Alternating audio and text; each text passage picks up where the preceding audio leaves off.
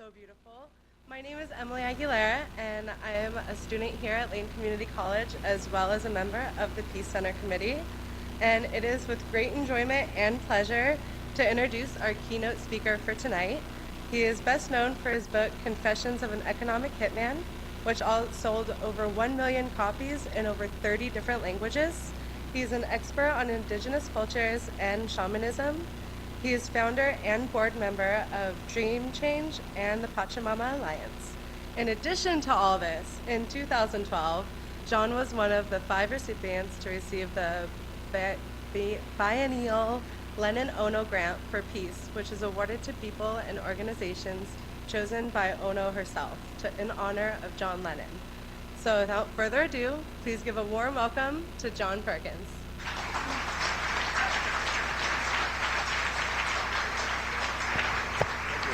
Thank you. Thank you. Thank you so much, Emily. Thank you, Chairman Taylor and President's Bill Day and that amazing music. Thank you so much. Thank you all for being here. I really don't know how to follow up on what's already been said here tonight. It's been a beautiful night of great poetry and inspiration. So I'll start by saying that if I spent a lot of time in the Amazon rainforest, and there's many different languages there, thousands, and perhaps the most prevalent, if there is such a thing as a prevalent one there, is something called Tupi. And if I were speaking to you in Tupi tonight, I wouldn't say good evening. Tomorrow morning, I wouldn't say good morning. I wouldn't say good night later on. I wouldn't say how are you. I wouldn't say I love you. For all of those, I would say ababare. So ababare.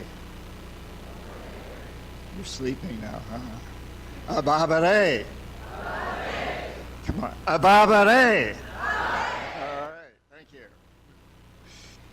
So here we are. I wander around. I think we're at the greatest revolution. You're coming into the world, you young people, and we're all here at the greatest revolution in the history of human beings. I think we're in a revolution that's greater than the Industrial Revolution or the Agricultural Revolution. It's a revolution in consciousness. We're waking up. For the first time in history, we're really waking up. And there's some very special other things about this moment in history. I think across the planet, people are realizing that we're all facing the same crises. This has never been true before. You know, certain places had tsunamis, other places had earthquakes, and places had hurricanes, and they didn't really impact each other that much. But now, we're all facing climate change. We know the glaciers are melting, the oceans are rising. We're all facing species that are declining at increasing rates, and resources that are declining at increasing rates. Prices of essentials like food and fuel that are increasing at accelerating rates. And for the first time in human history, we're all communicating with each other. It's amazing. I do a lot of radio shows from my home up near Seattle by telephone. And the other day I was on a radio station in Phoenix, Arizona, a small station, probably had a radius with its antenna of 50 miles or something. But we had people streaming in from the Philippines and South Africa. It's amazing. This revolution in communications, I can speak 54 languages because I have an app on my iPhone. It's incredible. And we're waking up to the fact that we're living on a very, very fragile space station. But unlike the one our astronauts built, this one doesn't have any shuttles. You can't get off. My 6-year-old grandson won't be able to get off, or if a few people can, just be a few, and we don't want to. We've got to take care of this nest of ours, this beautiful nest of the Earth. And we're waking up to it.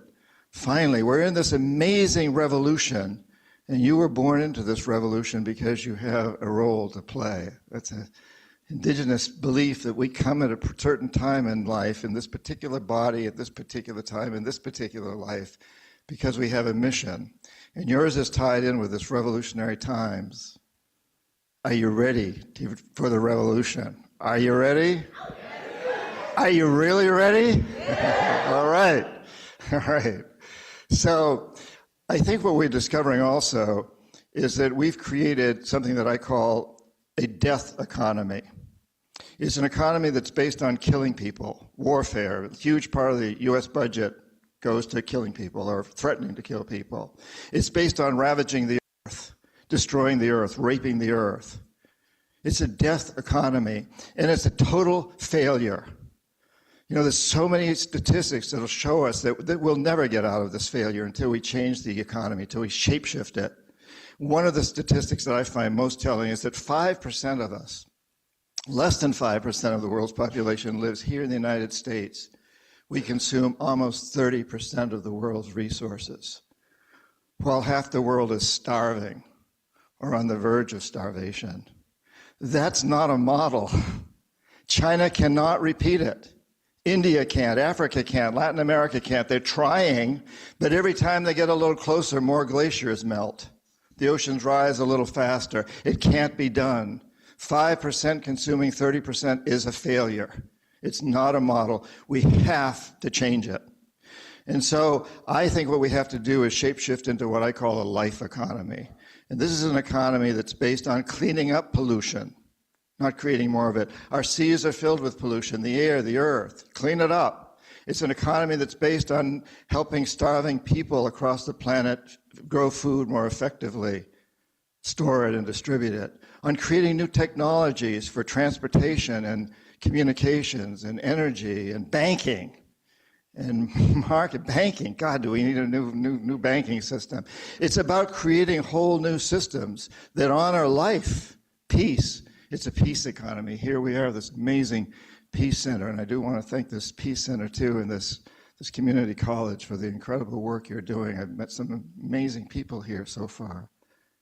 A peace economy, it's that time. It's time to shapeshift.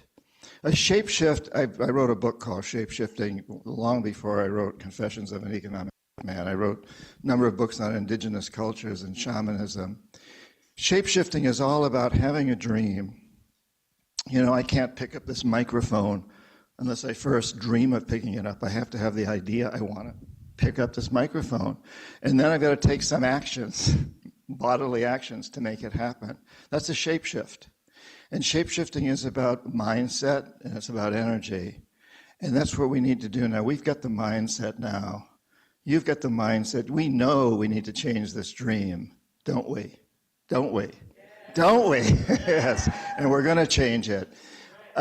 So I want to share with you a story that I experienced quite a few years ago. I was a Peace Corps volunteer. It's a shape-shifting story. I was a Peace Corps volunteer deep in the Amazon, late 1960s. I was living with the Shuar people, who were hunters and gatherers, living very traditional lives deep, deep, deep in the rainforest. And I got very sick. I was dying. I lost a tremendous amount of weight. I couldn't keep any food down. I was dying.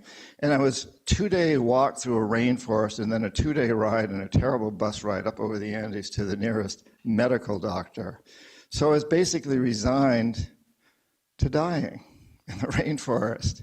And another odd thing is the Peace Corps had sent me in to live with the Shuar. First, they sent me to 8 weeks of language training in Southern California, where I learned Spanish. They don't speak Spanish. I also was trained, I'd come out of business school, so I was trained to be a credit and savings co-op specialist.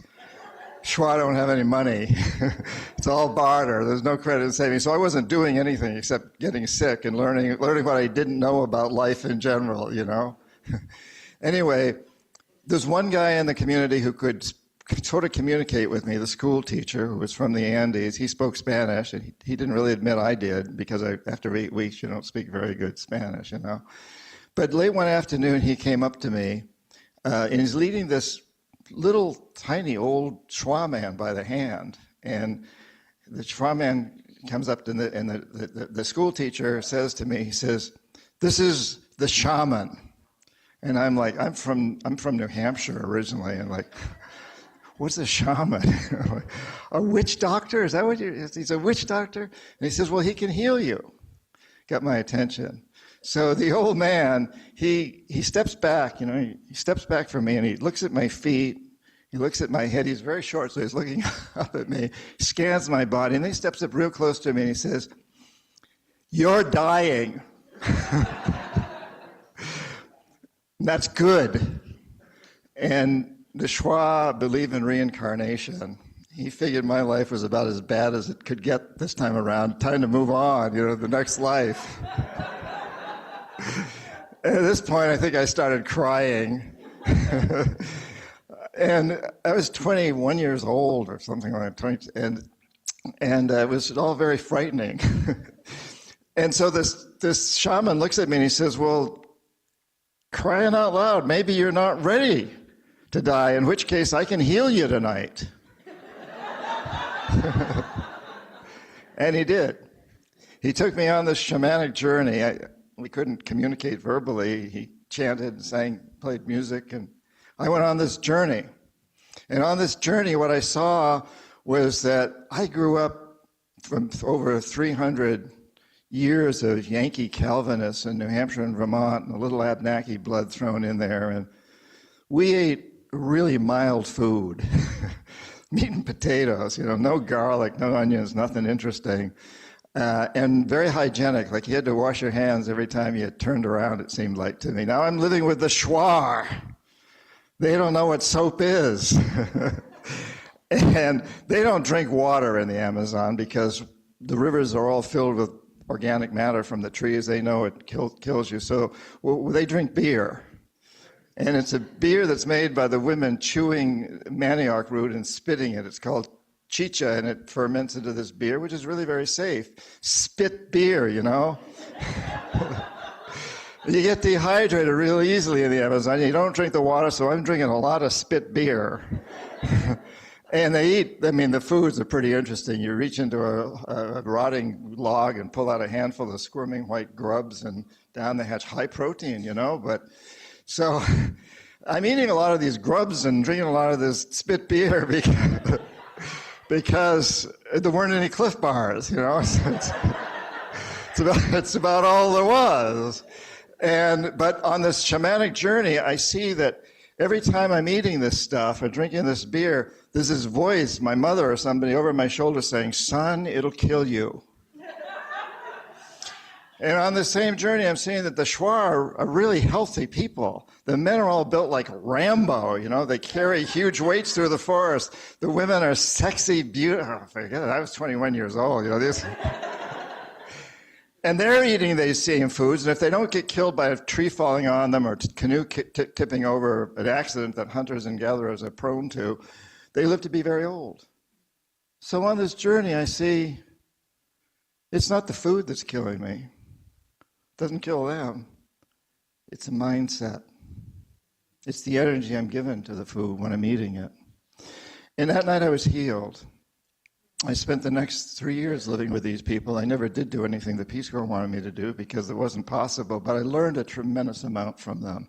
Tremendous amount, particularly about relationship. And the interesting thing, a couple of days after this experience, the shaman comes back with his translator and he says, "You're cured. I cured you." And I said, "Yes." He says, "You owe me." Okay, a few bananas, But my debt was to be his apprentice, which I had no desire. I'd come out of business school. I didn't want to be a witch doctor, but I owed him, and so I did, and that changed my life too because the people really opened up to me at that point, and I spent the next 3 years living with them, and I go back all the time now. I've got kids, I've got godchildren. We've expanded out to the Achwa community and many of the others, the Pachamama Alliance, that I'm going to talk about in a few moments. But the reason I tell this story is because it's about mindset. It's about shape-shifting, and that's where we are today. We're in this mindset, where we believe, or we're being told to believe in this death economy, which we know is a failure. All we have to do is change the mindset. It's not that big a deal. Really, it isn't. It's happening. It's happening all over the world. In the last year, I've been speaking in Southeast Asia, Europe, the Middle East, South America, and I'm headed to South America in 2 weeks. I just came back from Europe and the Caribbean and all over the United States, and everywhere I go, we find people like you who are really waking up to this. It's happening. It's happening. But at the same time, the status quo, what I call the corporatocracy, the people that are running the world, it's not the US government, that just works for the big corporations, and the Chinese government works for them, and the Russian government works for them. They are pushing back. And this gives us energy. It's like a keto, you know? Somebody's coming at you with a lot of energy. You don't try to stop it, you just use it to whirl them around. So this is where we are today. We're at this amazing time in human history where we're moving into this new life economy. And it's important that we do so. It's that shape-shifting idea. And you know, and I also wanted to share with you, John this morning in his talk mentioned the Pachamama Alliance and the message that came out of the Amazon. And I just wanted to share with you a little bit about that. And a lot of you took the symposium this afternoon. So after I got out of the Peace Corps, I did what I'd been trained to do. I became an economist for a big consulting firm. I became chief economist fairly quickly. I was what you call an economic hitman. And what do economic hitmen do? Well, we're the ones who've created this death economy, really. We're the henchmen who made it happen.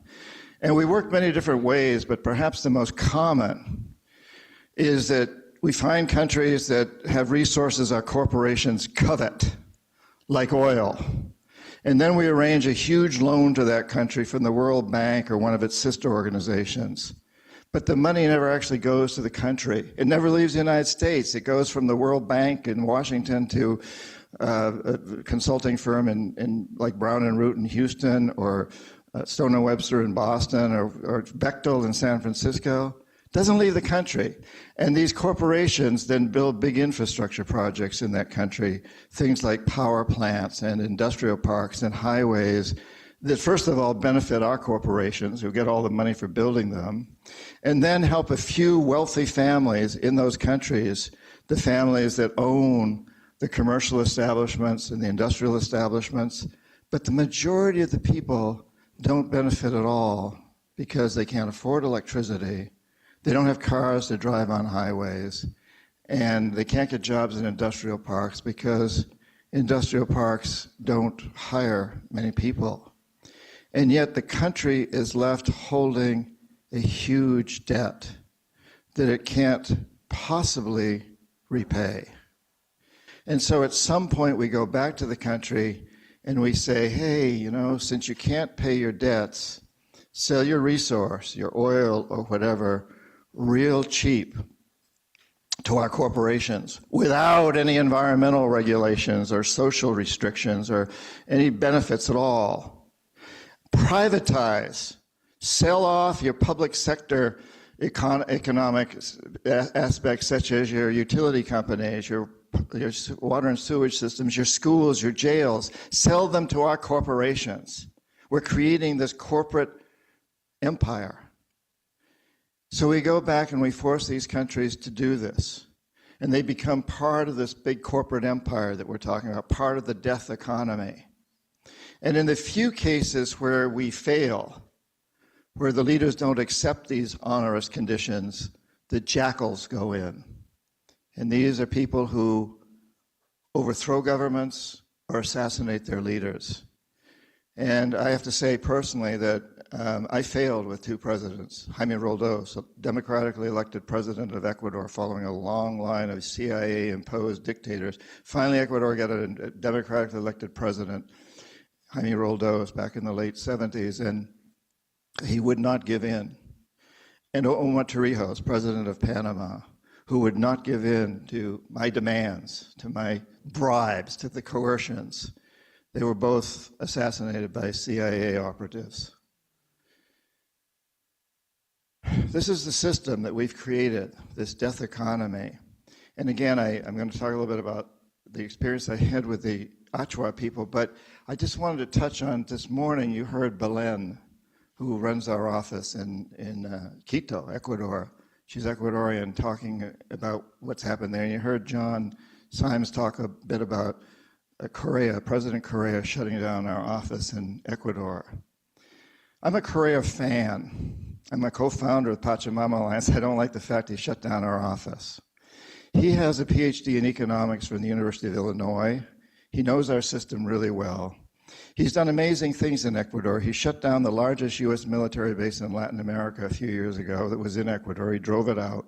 He renegotiated all the oil contracts to the benefit of Ecuador. He's forcing wealthy people in Ecuador for the first time in history to pay taxes. And so he's investing a lot of money into education for poor people and social and health care for poor people. He's doing amazing things. And he went up against the oil companies. And he got slapped real hard.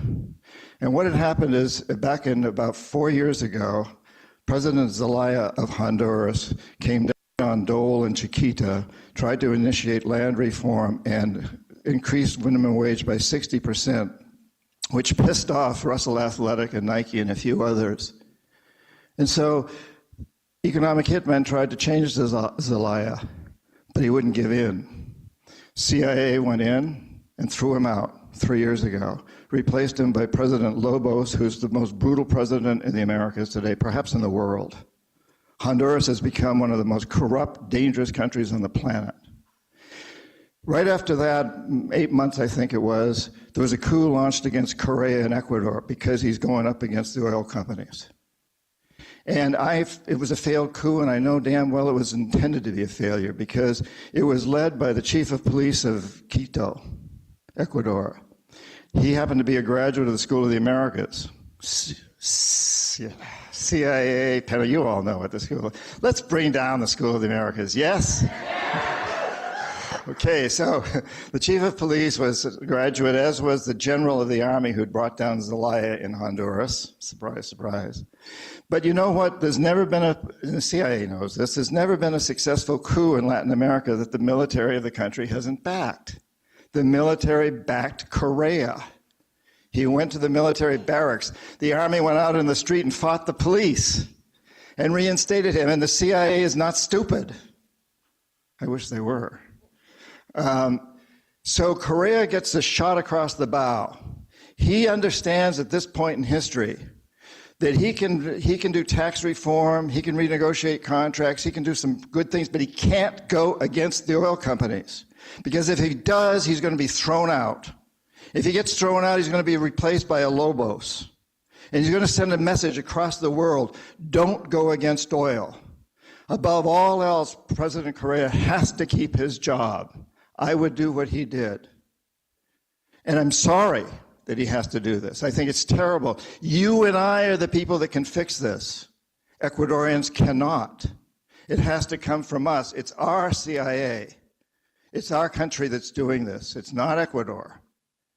And, you know, we are very familiar with this at the Pachamama Alliance, the struggle that we go through. So our office was shut down because we sided with the indigenous people, and the oil companies didn't bid on the 11th round oil because they were afraid of the reaction from the indigenous people. And Pachamama Alliance was cited as one of the reasons why all this happened. So Korea closed us down.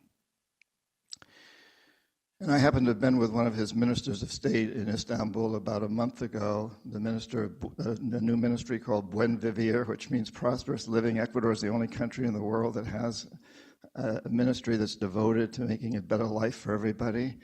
And his name is Freddie Ellers, and he and I were in Istanbul together, speaking at a conference there. And Freddie's like, you know, Korea really likes Pachamama Alliance. That's the sad part, but he had to do something. You see? The music strikes up. As soon as we mention Pachamama Alliance, we get music, John. So play the music. So I think that what we've been seeing in Ecuador, and we at Pachamama Alliance have been experiencing very personally, is the danger of our system and the knowledge that we are the ones that have to change it. The Ecuadorians can't do it.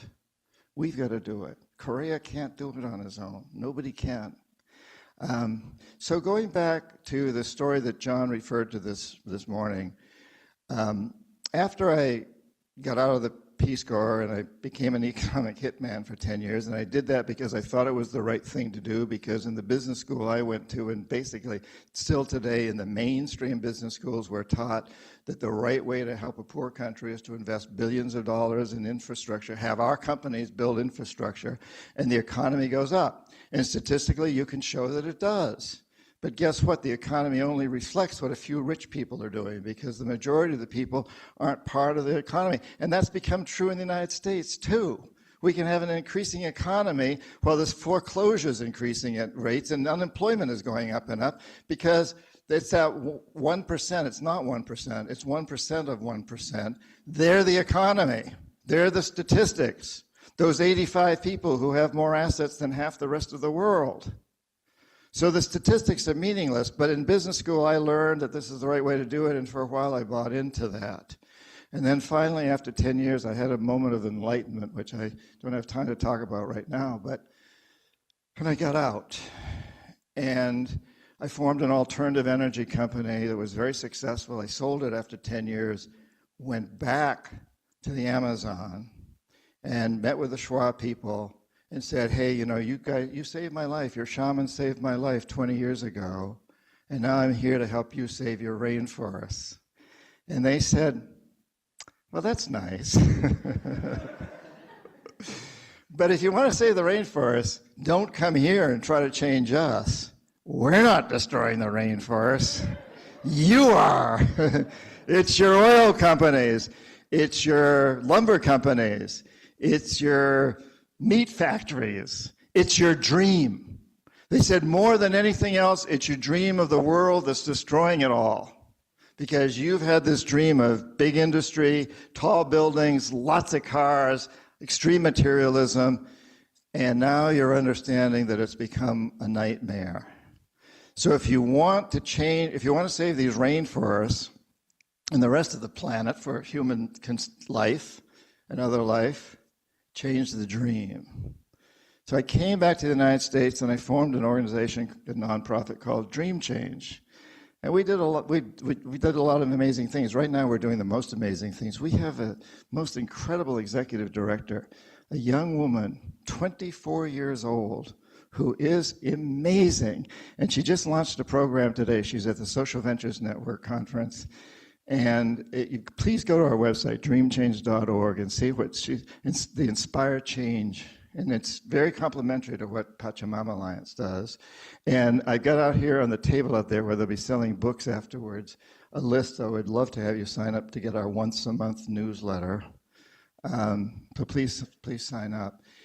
In any case, so in the early years, we started Dream Change in the late 80s. We were working extensively with the Schwa, gone back and work. And the other thing they said, but change the dream of your people. But if you have people who want to learn about changing dream, the dream change process, let them come here, bring them here, and we'll help teach them. So we're bringing a lot of people there, working with the Schwa communities, and also doing some things to help their communities. We were helping them get two-way radios, which were very helpful for them to organize against oil companies, et cetera. And then I got this message that the Achwa, the next tribe out, wanted to meet with me. Now, when I'd been a Peace Corps volunteer with the Schwa, the Achwa were officially uncontacted. A few missionaries had gone in, but officially they were uncontacted. And I used to tell my Schwa friends, and they speak the same language. They're really basically part of the same culture, but just there's a division there. But I used to tell my Schwa friends, I want to be the first white man to really make contact with these guys. And my Schwa friends would say, no, you don't. No, you don't. They shrink heads. They'd love yours. So now I'm back here in working with the Schwa in the early 90s, and I get this message that the Achwa would like to meet with me. And so I go out with this friend, Daniel Cooperman, who's a big part of Pachamama Alliance, and had made contact with the Achwa. And night after night, we sit in a lodge. So we're in this beautiful sacred lodge here, and there we sat in one of their lodges, which is thatched roof. It feels like this in a way, but it's quite different. Drinking lots of chicha. And for all night long, hearing one elder after another get up and plead with me to help, to bring in people. He said, we know what you're doing with the Shwa. They've already been somewhat corrupted. A lot of their lands have been destroyed by oil. We see it coming here. We need help. And we don't just want you to help us. We know that together we can partner to change the dream of the world. And I couldn't bring myself to agree to do it because I was already overloaded with work with the Shwa and didn't think I was doing a very good job there. So to take on something new, I just couldn't figure it out. I couldn't give myself that permission. Well, one morning, Daniel, who I've known since he was 8 and I was 21, his dad was a friend of mine, we're sleeping together in this Achwa lodge, and one morning we wake up and Daniel turns to me and he says, so John, is it that you really want to spend the rest of your life drinking chicha in that lodge every night? And I said, well, no, not exactly. He said, well, that's what's going to happen until you agree to help them, you know. They own the canoes. We can't get out of here. So I'm thinking about this, and I think, well, what can I do? And I think about Lynn Twist. How many people here know Lynn Twist and Soul of Money? Lynn's an amazing human being, and I'd just gotten to know Lynn, and she was very dedicated to the Hunger Project. She's an incredible money raiser and networker. And I thought, well, and I'd taken Lynn around Guatemala not long before. And so I thought, well, okay, I'll call Lynn when I get home. This is my way out. I'll say, I'm going to try to help them. And Lynn probably won't be willing to do anything, but I'll do my part. So that night I agreed. We downed some more chicha, and the next morning we got the canoes. And I came back to the States, and Lynn has her own story, but she had gone through this phenomenal experience in Africa where she was sitting with Africans and seeing faces on the African people. She was seeing faces that were not theirs. And she thought she was going crazy. She actually checked out and came home. And what she was seeing was a vision of Achwa faces. She'd never been there. She'd never seen an Achwa, but she was having these visions. And so when I called her, and she said, I've been trying to get in touch with you. Who are these people that I'm seeing? And it all made sense. And so within a short period of time, we took 9 people back into the Achwa. They were totally moved by this experience. We came out the last day of the trip. These 9 people coughed up $120,000, and that was the beginning of the Pachamama Alliance.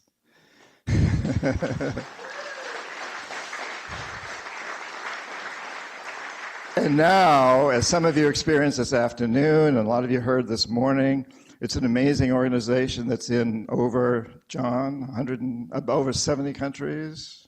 76 countries, the Awakening the Dreamer program still, and we've expanded to work with many different indigenous groups in the Amazon. It's a shape-shifting organization. That's what it's all about. It's about, again, this having the dream, applying energy, and then taking action to make the change. How much time do I have? 50. All right. So we're at this point in history today where the indigenous people have spoken very loudly to us. Our planet has spoken very loudly to us. Our technologies are speaking loudly to us.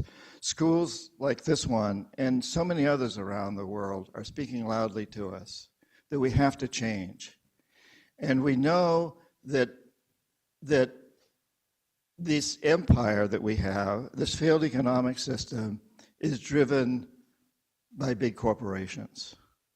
As was pointed out this morning, we in the United States do not have a democracy. We don't have a representative democracy. We don't have anything close to it. I think when I was during a good share of my lifetime, the elected officials in the United States wrote the laws. They don't anymore, not the important laws. Corporate lobbyists write the laws and pass it through elected officials who they own. And you don't get to be president unless you take a lot of money from corporations, and then you got to let them run your life.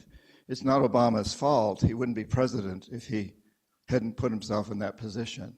That's a fact of life that we have here. And so what we have today is an oligarchy, a corporate oligarchy. It's run by the big corporations. They control our politicians, as I just mentioned. They control our mainstream media. They either own it outright or control it through advertising budgets. And this is not just true here. China would not have the economic growth it's had were it not for the big multinational corporations. The corporations are what drives the Chinese economy to a very large degree, the Russian economy, the Indian economy. The world is terribly dependent on these big corporations. And they are driven by one goal, which is different from when I was in business school in the 60s. We thought making profits was important, but it was only one aspect. We also were taught that a good CEO takes good care of his employees. Imagine that. Doesn't fire anyone, takes a cut and pay first. Can you imagine the president of General Electric taking a cut and pay before laying anybody off? And as a good community citizen, but suddenly in the 70s that all changed. Milton Friedman won the Nobel Prize in Economics, Chicago School of Business, Chicago School of Economics, when he said, the only responsibility of business is to maximize profits. And Reagan bought into it, and every US president and practically every other president around the world has bought into it since. And that is a terribly sick, disgusting goal for business. Maximize profits. For the first 100 years, this country was a country. No corporation could get incorporated in any state unless it proved it was going to serve a public interest. Yeah. And a charter lasted about 10 years, and then it had to demonstrate that it had served a public interest and promised to continue to do so. That all changed in the late 1800s when, God bless his soul, Rockefeller, John D. Rockefeller convinced the state of Delaware to change that rule, and then it went to the Supreme Court, and the Supreme Court decided that corporations had the rights but not the responsibilities of individuals, and you know the rest of the story. We need to get back to this. The concept that corporations are here to save who? You. Us. They're here to serve a public interest. That is not the job of corporations to make a few billionaires become trillionaires. It's not the job of corporations to rape our planet, to continue this death economy. It is their job to make this a better world. And this is where we go into this life economy. And sometimes I get criticized and said, well, you're just a damn capitalist. I believe that capitalism can do a good job. We've got 400 years of capitalism under our belts. 1970 was the 70s was the first time capitalism turned totally predatory, and in favor of the big guys. It happened in the late 1800s to something similar. It's gone through these iterations. Now is the time for us to encourage entrepreneurs out of this college, for us to encourage young people to move out there and create a new economy. And I don't really care whether we call it capitalism or socialism or whatever ism we call it. This is the time for us to change this dream and for us to give energy to this new dream of creating a beautiful economy that my 60-year-old grandson in 6 decades when he's my age is going to look back and say, thank God those people all came together in Eugene, Oregon in 2014 and committed to changing the world. Are you committed? Are you ready to help my grandson Grant? And what we have to know, too, is that the only way our children here in the United States can have a sustainable, just, spiritually fulfilling world, the mottos of Pachamama Alliance, is if every child on this planet has that, and not just human children.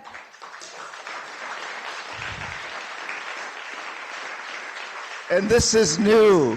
You know, it used to be all we needed to worry about was the kids of Oregon or maybe the United States, but now we know that we are so interconnected, as you talked about the conjunction and the confluence, and we're so interconnected that My grandson cannot live in a good world unless every child in Botswana, Bolivia, Indonesia, Israel, and Palestine lives in a good world. That's where we are on this tiny, fragile space station. And you have the power to make that happen. We have the power together to make that happen. That's why things like Movement to Amend and the climate change movement and the World Social Forums are so important, bringing us all together in this way, because it is we the people. These corporations are just people. There's nothing evil about a corporation. There's a lot evil about what the corporations are doing today. But they're just people. And I know a lot of CEOs, I know a lot of top management in corporations. I don't know one of them that wants to see Florida sink beneath the ocean. I know there are sociopaths out there running corporations. I think Enron had them, but personally, I don't know any. All I know is people that are confused, they don't know what to do, and they're afraid they'll lose their jobs if they go too far in the other direction. We have to help them. I recently had a discussion with someone who's very close to the president of Nike, and he told me that the president of Nike wants to leave a green legacy, but he's afraid that if he loses market share, Phil Knight, who's his boss, will fire him.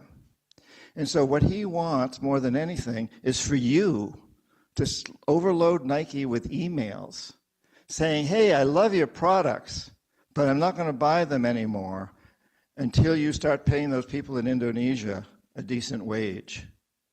I'm not going to buy your products anymore until you change your way. They want to hear this stuff from us.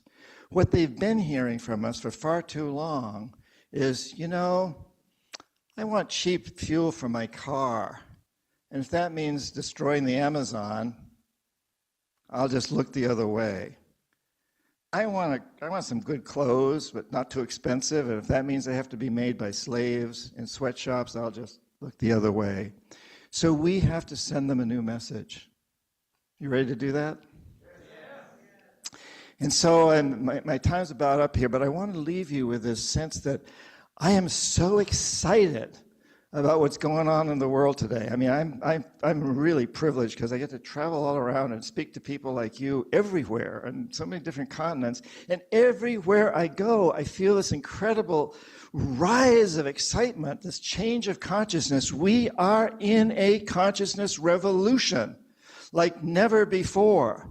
And the prophecies of so many indigenous people, the eagle and the condor, the 2012 prophecy of the Maya, the prophecy of the Dalai Lama and the Himalayas, they all are telling us that we've entered this time for the potential for incredible change, for change in human consciousness. We are evolving into a new species, a species that brings heart and mind together, male and female together, art and science together. And you have the power. And that's what I more than anything want to leave you with, is that each one of us has so much power. How many people here have ever heard of Rosa Parks? Wow. So when I was a kid growing up in rural New Hampshire, I had no idea that African Americans had to ride on the back of the bus until Rosa Parks showed me. And how many people here have heard of Rachel Carson, who wrote Silent Spring? Well, I had no idea growing up in New Hampshire that the DDT my dad and I were spraying on the swamp behind our house to kill mosquitoes was also killing birds and fish until Rachel Carson wrote Silent Spring and changed the world, started an environmental movement. Now, who the hell was Rachel Carson? Or Rosa Parks? They're you. You can do that. You can walk to the front of a bus. Rachel Carson sat down at a desk in a little house in Pennsylvania one day with a pencil and started scribbling out a book, having no idea it would ever be published, much less that it would change the world. And how many people here have ever heard of Dick Davis or Jack Woodbury or Mrs. Schneer? Oh my God, I thought you guys were educated. Well, Dick Davis and Jack Woodbury were my high school English and history teachers. And Mrs. Schneer was my third grade teacher. And Dick and Jack taught me that, you know, the pen is mightier than the sword, and that history gets changed through people like Tom Paine. How many people have heard of Tom Paine? So history gets changed through people like Tom Paine more than through the warriors. And Mrs. Schneer, in third grade, the school I went to, a little town, 1,200 people in rural New Hampshire, we had a reform farm in town. And those boys, those bad boys, the worst bad boys of New Hampshire, had to go to the public school where I went, and they had to stay till they were 16. It was the state law. And when I was in third grade, there was a 15-year-old kid who was a beast. He was brutal, he was mean, and he used to push me around and pick on. He didn't like me much. And I'd go running to Mrs. Schneer, and she didn't know what to do, because you could kick him out of school, but he had to be back until he was 16 years old, and he just came back meaner. And so one day I go running to Mrs. Schneer, and she says, well, Johnny, you're just going to have to take care of this yourself. And I'm like, but he's big. And she says, well, you know, here's my advice. Next time he pushes you, you just kick him in the shins and run like hell. I don't think she used the H word. Well, I did. And a funny thing happened, you know? He whimpered. And then he came back and he became my friend and my ally. And it was an amazing lesson about standing up to a bully. And that's what we got to do today. We got to stand up to these bullies, and we got to shapeshift them. The corporatocracy, who they're just a bunch of bullies. And all you got to do is kick them in the shins, and they'll become our allies. We can make that happen. We can change this dream. We've got to give it energy. So my dream, stop this kid from pushing me around. The energy was kick him in the shins, run like hell, and it brought him around. It was a shapeshift. We're all in a position to do this. You have incredible power, every one of you. I don't know what your passions are, each of you, or your skills, but I know every one of you has passion, and every one of you has skills. I have a passion for writing and hopefully some skill in it, although I'm working on a book right now and I'm not sure about the skill part anymore.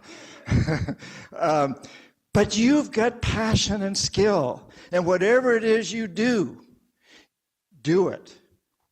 But with this in mind, that we're all going to take different paths. Your passion, your skills, your path, and we're going to head for the same destination. A sustainable, just, spiritually fulfilling world.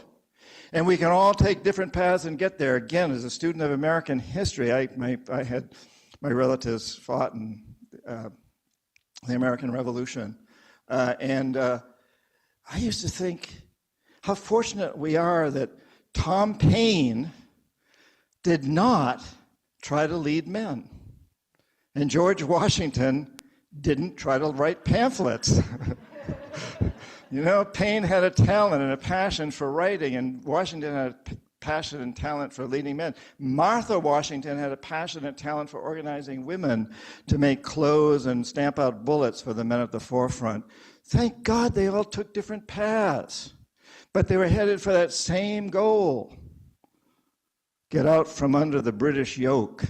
Sometimes I think we should have stayed under the British yoke, I think. But anyway, we're in that position today. You take your path, every one of you. Follow your passion. That's the only way to have a successful life. Not necessarily the way to make the most money, but the way to have the most successful, prosperous life. Follow your passion, use your skills. I'll follow my passion, use my skills. We all head for that same destination of creating a world that my grandson and every sentient being child on this planet will want to inherit. And by God, we will get there. We will get there. You'll do it.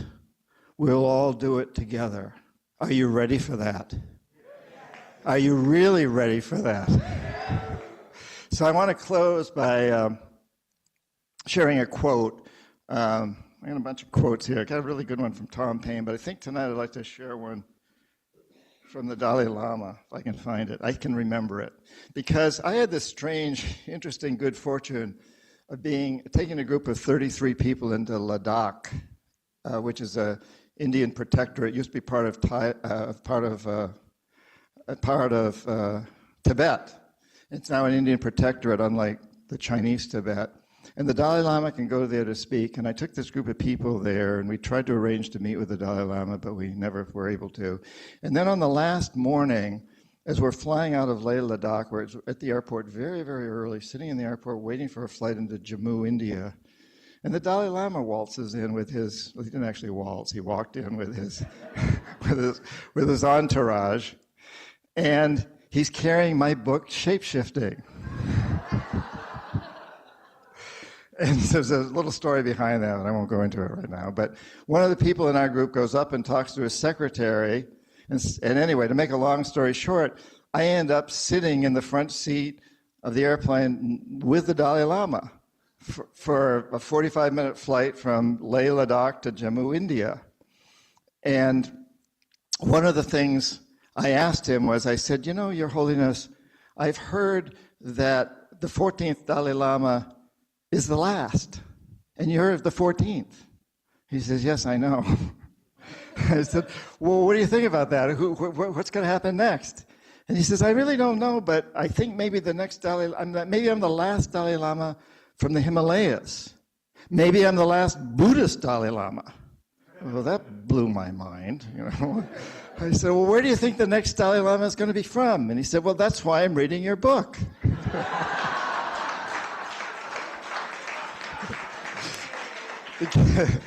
Because he's not that he thought I was enlightened, but he said, you know, you write about the Amazon and the Andes, and I think maybe the next Dalai Lama will be from the Amazon and the Andes. And I'm thinking, well, geez, I don't know anybody in the Amazon and Andes that knows a damn thing about the Mahakalas or the Dakinis or any of that stuff. But I didn't question him on this.